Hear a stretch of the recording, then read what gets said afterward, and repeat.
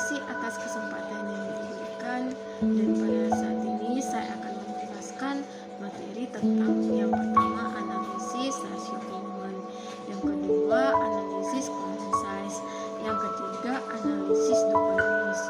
Yang pertama yaitu rasio keuangan. Rasio keuangan menurut ahli James C. Van Hom adalah indeks yang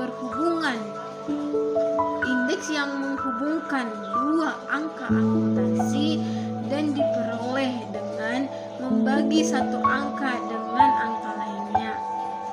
Rasio keuangan digunakan untuk mengevaluasi kondisi keuangan dan kinerja perusahaan.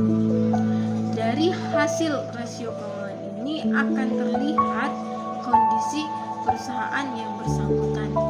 Jadi dapat disimpulkan bahwa rasio keuangan merupakan kegiatan membandingkan angka-angka yang ada dalam laporan keuangan dengan cara membagi satu angka dengan angka lainnya. Perbandingan dapat dilakukan antara satu komponen dengan komponen dalam satu laporan keuangan ataupun antara komponen yang ada di dalam laporan keuangan. Kemudian angka yang diperbandingkan dapat berupa angka-angka dalam satu periode maupun beberapa periode. Secara jelasnya, analisis rasio keuangan adalah alat analisis keuangan perusahaan untuk menilai kinerja suatu perusahaan berdasarkan perbandingan data keuangan yang terdapat pada pos laporan keuangan, yaitu pos laporan posisi keuangan, laporan laba rugi, dan penghasilan komprehensif lainnya, serta laporan arus kas. Dalam praktiknya, analisis rasio keuangan suatu perusahaan dapat digolongkan menjadi sebagai berikut. Yang pertama, rasio neraca, yaitu membandingkan angka-angka yang hanya bersumber dari neraca. Yang kedua, rasio laporan laba rugi, yaitu membandingkan angka-angka yang hanya bersumber dari laporan laba rugi. Yang ketiga, rasio antar laporan, yaitu membandingkan angka-angka dari dua sumber data campuran, baik yang ada di neraca maupun laporan laba rugi. Yang kedua, bentuk-bentuk dari rasio keuangan. Untuk mengukur kinerja keuangan perusahaan dengan menggunakan rasio-rasio keuangan dapat dilakukan dengan beberapa rasio keuangan. Setiap rasio keuangan memiliki tujuan, kegunaan, dan arti tertentu. Kemudian setiap hasil dari rasio yang diukur diinterpretasikan sehingga menjadi berarti bagi pengambilan suatu keputusan. Berikut ini akan saya jelaskan beberapa bentuk-bentuk rasio keuangan menurut ahli keuangan, yaitu menurut Jeffrey Preston. Bentuk-bentuk rasio keuangan adalah sebagai berikut. Yang pertama, rasio likuiditas, di mana rasio ini antara lain rasio lancar atau current rasio, yang kedua rasio sangat lancar atau quick rasio, yang kedua rasio solvabilitas atau leverage rasio, di mana dalam rasio ini terbagi antara lain total hutang dibandingkan dengan total aktivator rasio hutang, yang kedua jumlah kali perolehan bunga atau time interest year hutang, ataupun disebut juga dengan debt ratio. Yang ketiga, lingkup biaya tetap atau fixed charge coverage. Yang keempat, lingkup arus kas atau cash flow coverage. Yang ketiga yaitu rasio activity, di mana di dalam rasio Rasio activity ini terbagi antara lain, yang pertama margin laba penjualan atau profit margin on sales. Yang kedua daya laba dasar atau basic earning power. Yang keempat hasil pengembalian total aktiva atau turn on total asset. Yang keempat hasil pengembalian ekuitas atau return on total equity. Yang kelima rasio pertumbuhan atau growth ratio merupakan rasio yang menggambarkan kemampuan perusahaan mempertahankan posisi ekonominya di tengah pertumbuhan perekonomian dan sektor usahanya, di mana dalam rasio ini antara lain yang pertama pertumbuhan penjualan, yang kedua pertumbuhan laba bersih, pertumbuhan pendapatan per saham, pertumbuhan dividen per saham. Yang keenam rasio penilaian atau valuation ratio, yaitu rasio yang memberikan ukuran kemampuan manajemen dalam menciptakan pasar usahanya di atas biaya investasi, di mana di dalam rasio penilaian atau valuation ratio ini antara lain yang pertama rasio harga saham terhadap pendapatan, yang kedua rasio nilai pasar saham terhadap nilai buku. C yaitu pembandingan rasio keuangan. Dalam hal ini orang-orang yang berhak menerima mengatur siapa saja mereka yang dapat dengan berbagai kriteria persyaratan tertentu sehingga yang dikeluarkan tidak jatuh pada orang lain atau yang tidak berhak menerimanya. Di bawah ini akan dijelaskan siapa-siapa saja yang berhak menerima daripada rasio keuangan. Analisis laporan keuangan tidak akan berarti apabila tidak ada pembandingannya. Data pembanding untuk rasio keuangan mutlak ada sehingga dapat dilakukan perhitungan terhadap rasio yang dipilih. Dengan adanya data pembanding, kita dapat melihat perbedaan angka-angka yang ditonjolkan, apakah mengalami peningkatan atau dari penurunan periode sebelumnya. Dengan kata lain, laporan keuangan tersebut memiliki makna tertentu jika dibandingkan dengan periode sebelumnya. Jumlah data pembanding yang dibutuhkan tergantung dari tujuan analisis itu sendiri. Artinya, jika data pembanding lebih banyak, semakin banyak yang dapat diketahui. Adapun data pembanding yang dibutuhkan adalah yang pertama, angka-angka yang ada dalam tiap komponen laporan keuangan, misalnya total aktiva lancar dengan utang lancar, total aktiva dengan utang lancar, atau tingkat penjualan dengan laba. Yang kedua, angka-angka yang ada dalam setiap jenis laporan keuangan, misalnya total aktiva di neraca dengan penjualan di laporan laba rugi.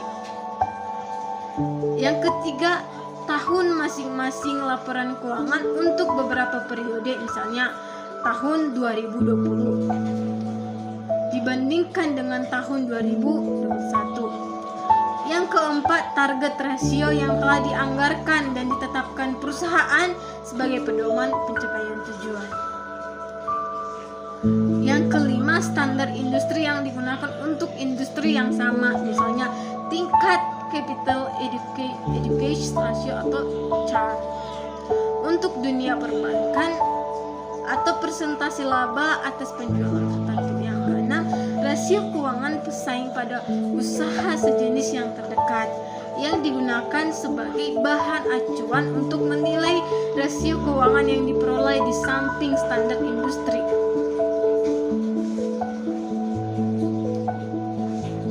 Selanjutnya, keterbatasan rasio keuangan. Dalam praktiknya, walaupun rasio keuangan yang digunakan memiliki fungsi dan kegunaan yang cukup banyak bagi perusahaan dalam mengambil suatu keputusan. Bukan berarti rasio keuangan yang dibuat sudah menjamin 100% kondisi dan posisi keuangan yang sesungguhnya. Artinya, kondisi sesungguhnya terjadi seperti hasil perhitungan yang dibuat. Memang dengan hasil rasio yang diperoleh paling tidak dapat diperoleh gambaran yang seolah-olah sesungguhnya terjadi, namun belum bisa dipastikan menjamin kondisi dan posisi keuangan yang sebenarnya. Mengapa dikatakan demikian? Karena rasio keuangan yang digunakan memiliki banyak kelemahan. Menurut Jeffrey Stone menyebutkan beberapa kelemahan dari rasio keuangan. Yang pertama yaitu data keuangan yang disusun dari data akuntansi. Kemudian data tersebut ditafsirkan dengan berbagai macam cara. Misalnya masing-masing perusahaan menggunakan metode penyusutan yang berbeda untuk menentukan nilai penyusutan terhadap aktifannya, sehingga menghasilkan nilai penyusutan setiap periode juga berbeda, ataupun penilaian sediaan yang berbeda.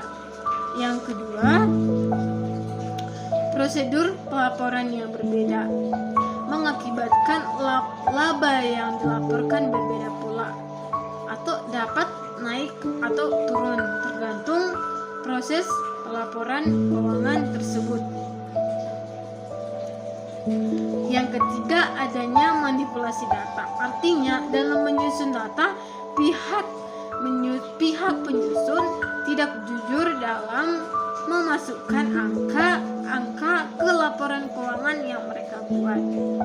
Akibatnya, hasil perhitungan rasio keuangan tidak menunjukkan hasil yang sesungguhnya. Yang keempat, perlakuan pengeluaran untuk biaya-biaya antar perusahaan dengan perusahaan lain berbeda. Misalnya biaya riset dengan pengembangan, biaya perencanaan pensiun, merger, jaminan kualitas pada barang jadi, dan cadangan kredit macet. Yang kelima, penggunaan tahun fiskal yang berbeda juga dapat menghasilkan perbedaan.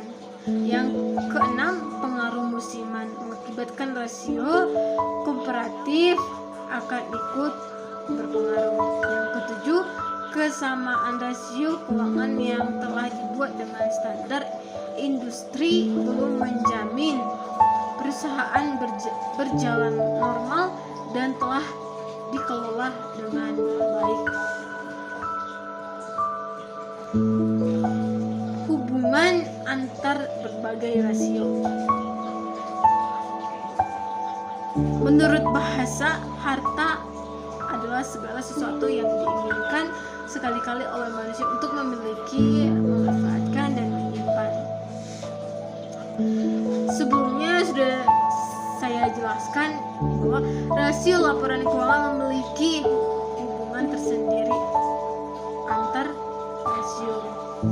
Hubungan ini bisa merupakan hubungan rasio antar laporan keuangan yang satu dengan yang lainnya, atau hubungan dalam komponen dalam satu laporan keuangan.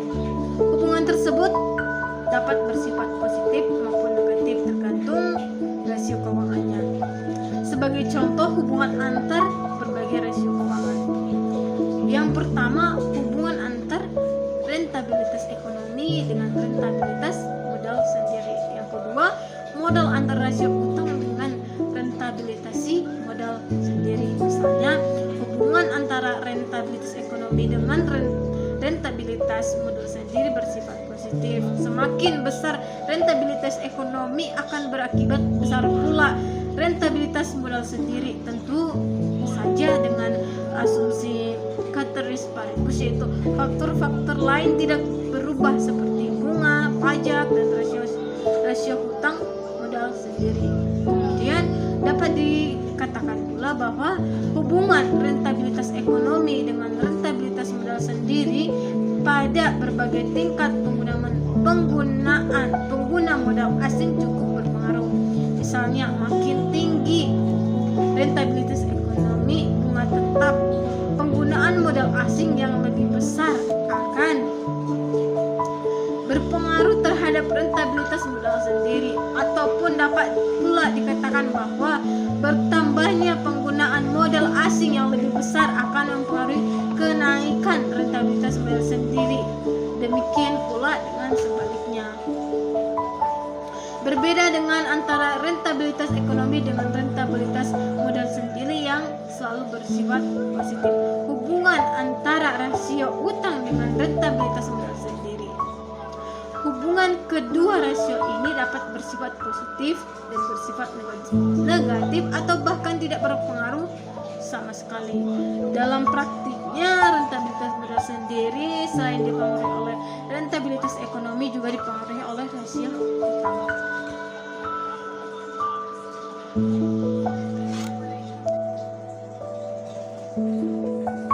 Materi kedua adalah analisis common size.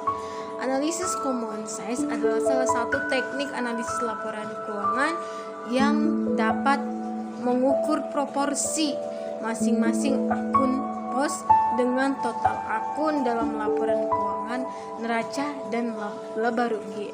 Perbandingan setiap akun atau pos dilakukan terhadap total akun masing-masing laporan keuangan. Jadi dalam laporan laba rugi, setiap akun dalam laporan tersebut akan dibandingkan dengan total penjualan. Sedangkan dalam laporan neraca, setiap akun pada bagian aktiva akan dibandingkan dengan total aktiva. Begitu juga dengan pasiva. Dalam analisis common size, setiap total akun disebut juga dengan common base.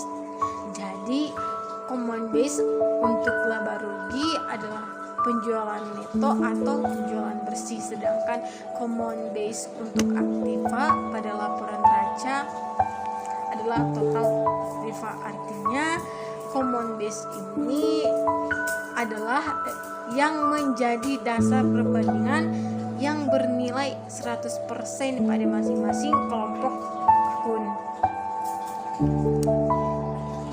Pada dasarnya, analisis common size bertujuan untuk mengetahui proporsi masing-masing akun dalam laporan keuangan terhadap common base-nya. Hasil perbandingan ini dapat memberikan gambaran mengenai kinerja keuangan perusahaan untuk memperoleh proses analisis. Secara garis besar, hasil common size dapat membuat kita untuk berkata seperti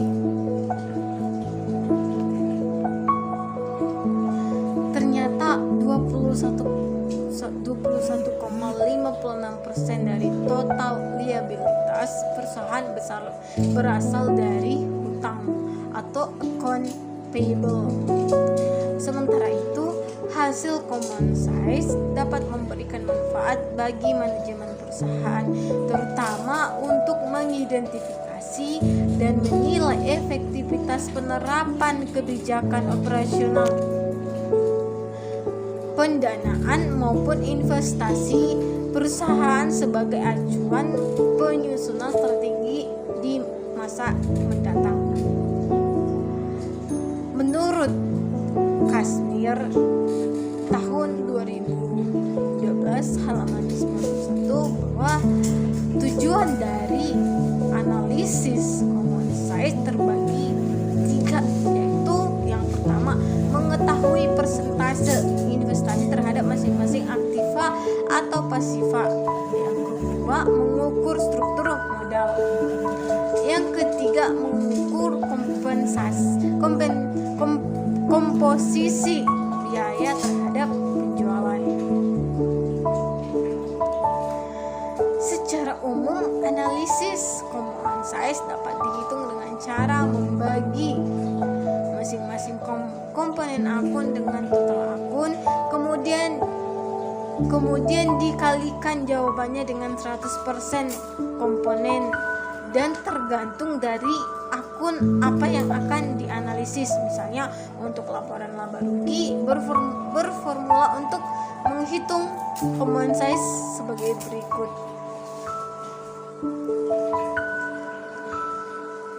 Dimana rumus laba rugi common size yaitu komponen laba rugi dibagi pendapatan bersih dikali 100%. Sementara itu dalam laporan neraca formula untuk menghitung common size terbagi 3, yaitu untuk aktiva, untuk liabilitas, dan untuk ekuitas. Rumus dari neraca common size yang pertama untuk aktiva, yang dimana rumus dari neraca common size bagi aktiva yaitu komponen aktiva dibagi dengan total aktiva dikali 100%. Yang kedua untuk liabilitas, di mana komponen liabilitas dibagi dengan total pasifa dikali 100%. Yang untuk ekuitas rumusnya komponen ekuitas dibagi dengan total pasifa dikali 100%. Komponen aktiva merupakan masing-masing akun pos yang menyusun laporan total aktiva dalam laporan neraca. Jadi total aktiva menjadi common base atau dasar yaitu 100%. Begitu juga dengan komponen liabilitas dan ekuitas menggunakan total pasifa sebagai common base-nya, serta penjualan bersih menjadi common base untuk setiap komponen pada laporan laba rugi.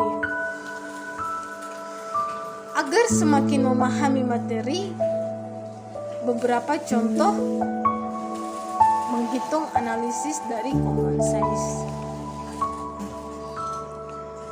Agar bisa menghitung common size, kita harus memahami bagaimana cara membuat laporan keuangan laba rugi dan neraca terlebih dahulu.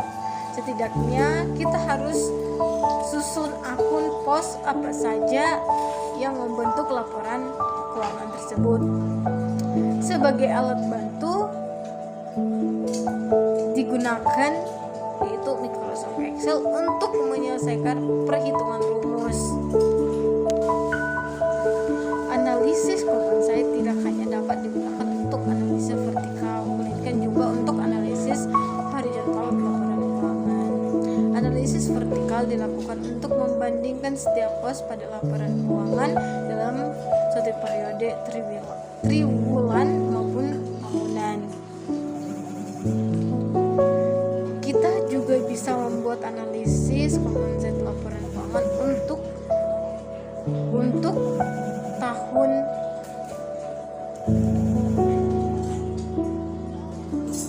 2019. Ini adalah analisis vertikal. Kemudian kita juga bisa membuat analisis common size tahun 2020, 2021 sampai dengan 2022. Umumnya investor menilai perusahaan menggunakan data historis. Kombinasi analisis vertikal dan horizontal common size ini dapat menunjukkan tren proporsi setiap akun dalam laporan keuangan terhadap common base-nya. Dalam kombinasi analisis vertikal dan horizontal common size kita dapat mengetahui penurunan atau peningkatan drastis setiap akun. Yang ketiga yaitu analisis DuPont. Analisis DuPont adalah persamaan keuangan multi langkah yang memberikan wawasan tentang kinerja fundamental bisnis. Model DuPont memberikan analisis menyeluruh tentang metrik utama yang mempengaruhi laba atas ekuitas atau return on equity perusahaan. Istilah lain untuk analisis DuPont adalah model DuPont. Nama-nama ini berasal dari DuPont Corporation, perusahaan yang menciptakan model tersebut pada tahun 1920. Rumus dan komponen analisis DuPont. Rumus analisis DuPont adalah perluasan dari rumus ROE sederhana atau ROE. Rumus yang diperluas ini mempertimbangkan 3 faktor terpisah yang mendorong laba atas ekuitas, margin laba bersih, total perputaran aset, dan penggandaan ekuitas. Berdasarkan komponen-komponen ini, model DuPont menyimpulkan bahwa perusahaan dapat meningkatkan laba atas ekuitasnya dengan mempertahankan margin laba yang tinggi, meningkatkan perputaran aset, dan memanfaatkan asetnya secara lebih efektif. Persamaan analisis DuPont adalah margin laba bersih dibagi dengan perputaran dikali margin laba bersih dikali dengan perputaran aset dibagi dengan penggandaan ekuitas. Masing-masing faktor ini memiliki hasil formula terpisah. Saat kita mengganti faktor dalam persamaan analisis DuPont dengan rumus yang membentuk setiap komponen, persamaan analisis DuPont akan terlihat seperti di mana analisis DuPont laba bersih dibagi pendapatan dikali penjualan dibagi rata-rata total aset dikali dengan rata-rata total aset dibagi dengan rata-rata ekuitas pemegang saham. Berikut beberapa informasi tentang setiap komponen rumus dari analisis DuPont. Yang pertama, margin keuntungan bersih.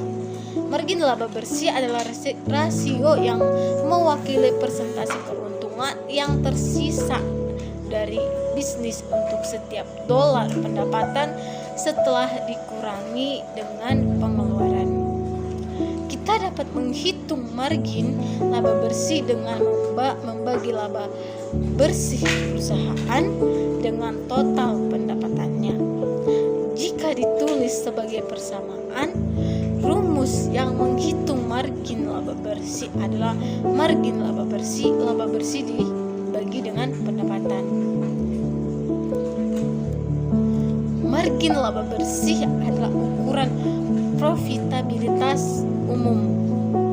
Ketika margin laba bersih meningkat, pengembalian ekuitasnya juga akan meningkat. Konsep utama daripada margin laba bersih adalah bahwa bisnis dapat meningkatkan margin keuntungannya dengan mengurangi biayanya, menaikkan harganya, dan atau kombinasi dari keduanya. Yang kedua, total perputaran aset. Perputaran aset total adalah rasio yang menunjukkan seberapa efisien bisnis dalam menggunakan aset untuk melakukan penjualan dan menghasilkan pendapatan. Untuk menghitung perputaran total aset bagi pendapatan perusahaan dengan aset rata-ratanya, persamaan yang digunakan untuk merepresentasikan rumus total perputaran aset adalah rumus total perputaran aset pendapatan dibagi dengan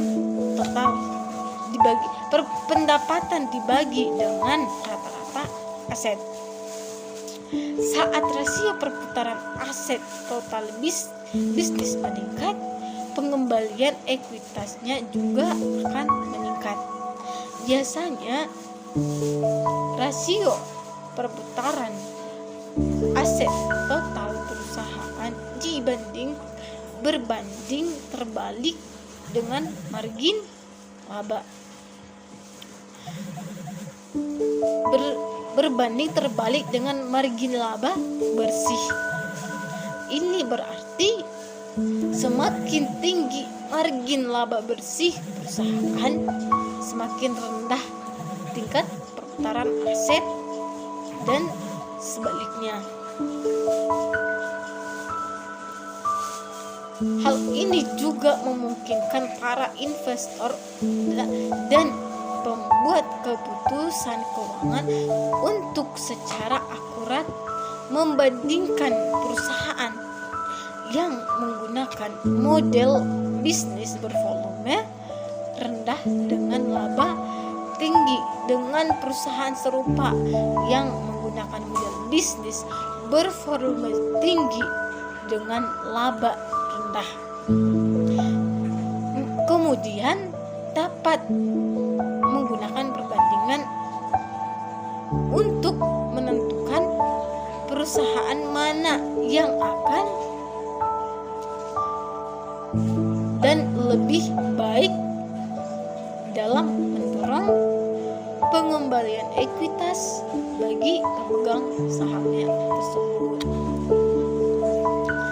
Yang ketiga, penggandaan ekuitas. Penggandaan ekuitas mengukur dari leverage keuangan perusahaan dan mewakili bagian dari rasio pengembalian atas ekuitas perusahaan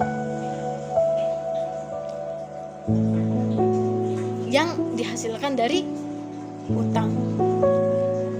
Kita dapat menentukan penggandaan ekuitas perusahaan dengan membagi rata-rata total aset dengan rata-rata ekuitas pemegang sahamnya.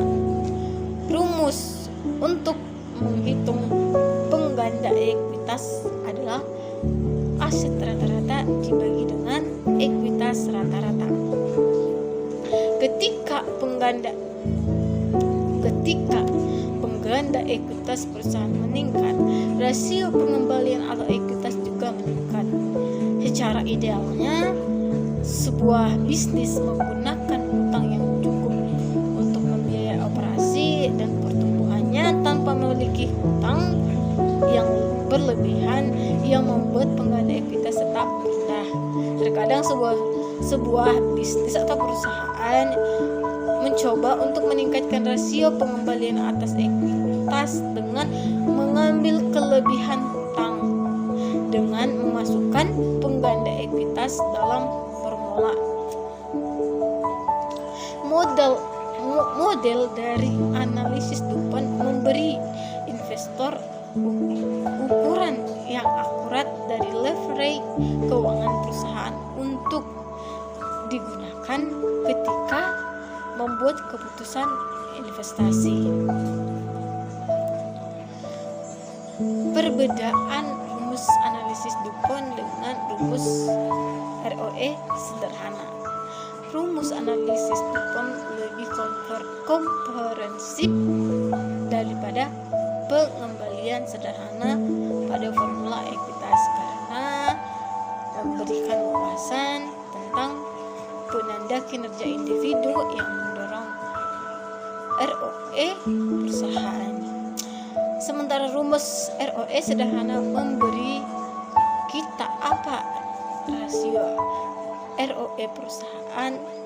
Rumus analisis DuPont memberitahu kita seberapa besar dampak setiap komponen individu terhadap rasio ROE perusahaan. Hal ini memungkinkan para pembuat keputusan keuangan untuk mengidentifikasi kekuatan dan bidang peluang perusahaan dan menentukan di mana harus melakukan penyesuaian untuk meningkatkan ROE bisnis. Investor juga dapat menggunakan model DuPont untuk membantu mereka dalam mengambil ataupun membuat suatu keputusan investasi yang lebih baik berdasarkan perbandingan rinci kekuatan dan bidang peluang untuk rasio ROE perusahaan serupa. Karena rata-rata untuk masing-masing komponen ini bervariasi menurut industri. Sangat penting untuk diketahui membandingkan perusahaan hanya dengan pesaing dalam industri yang sama bila memungkinkan. Contoh analisis depan. Seorang investor tertarik pada dua perusahaan serupa dalam industri yang sama. Investor ingin menggunakan model analisis DuPont untuk membandingkan kekuatan dan bidang peluang masing-masing perusahaan dan membantu mereka memutuskan perusahaan mana yang merupakan pilihan investor yang lebih baik. Mereka mulai dengan mengumpulkan informasi keuangan dari masing-masing perusahaan. Misalnya perusahaan satu dengan perusahaan dua. Yang dicari yang pertama laba bersih. Misalnya perusahaan satu 2 juta, perusahaan yang kedua 2.500.000. Yang kedua pendapatan. Perusahaan pertama yaitu 8 juta, perusahaan kedua yaitu 20 juta. Yang ketiga aset rata-rata. Perusahaan pertama senilai 5 juta, perusahaan kedua senilai 8 juta. Dan langkah selanjutnya investor menggunakan perhitungan untuk menemukan angka yang mereka butuhkan atau inginkan untuk setiap komponen dari rumus analisis DuPont. Contoh margin laba bersih. Investor menggunakan laba bersih dan pendapatan masing-masing perusahaan untuk menghitung margin laba bersih mereka. Yang pertama, margin laba bersih perusahaan pertama yaitu 2 juta dibagi dengan 8 juta yaitu senilai 0,25%. Yang kedua, margin laba bersih perusahaan yang kedua yaitu 2,5 juta dibagi dengan 20 juta yaitu senilai 0,125. Contoh perputaran aset total. Investor menggunakan pendapatan dan aset rata-rata masing-masing perusahaan untuk menghitung total omset aset mereka. Yang pertama, perusahaan pertama yaitu 8 juta dibagi dengan 5 juta yaitu senilai 1,6.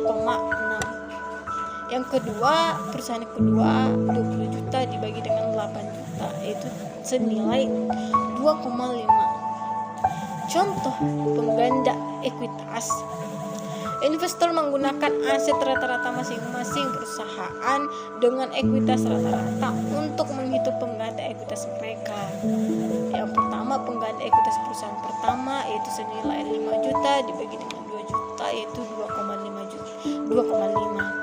Yang kedua, pengganda ekuitas perusahaan kedua 8 juta dibagi dengan 1 juta yaitu senilai 8. Contoh ROE analisis DuPont.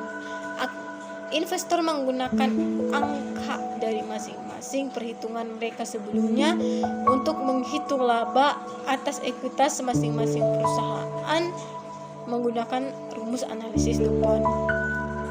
Yang pertama, analisis ROE DuPont perusahaan pertama 0,25 dikali 1,6 kali 2,5 sama dengan 1. Yang kedua, analisis ROE DuPont perusahaan kedua.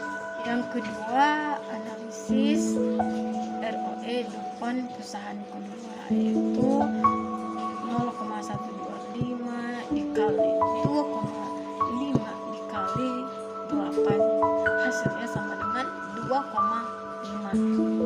Menggunakan analisis model DuPont memungkinkan investor untuk melihat bahwa meskipun dua perusahaan memiliki rasio laba atas ekuitas yang lebih tinggi dari perusahaan satu, sebagian besar hasil ROE perusahaan dua dari pengganda ekuitasnya, sehingga juga dapat dilihat bahwa sebagian besar rasio ROE perusahaan seseorang dihasilkan dari margin laba bersih 25%, karena informasi bahwa investor berinvestasi dengan perusahaan satu. Dan kesimpulannya,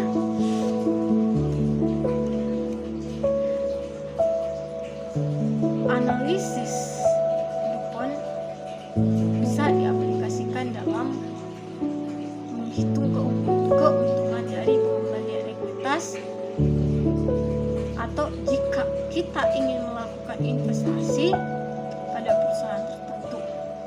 Analisis keuangan adalah hal penting dalam sebuah bisnis.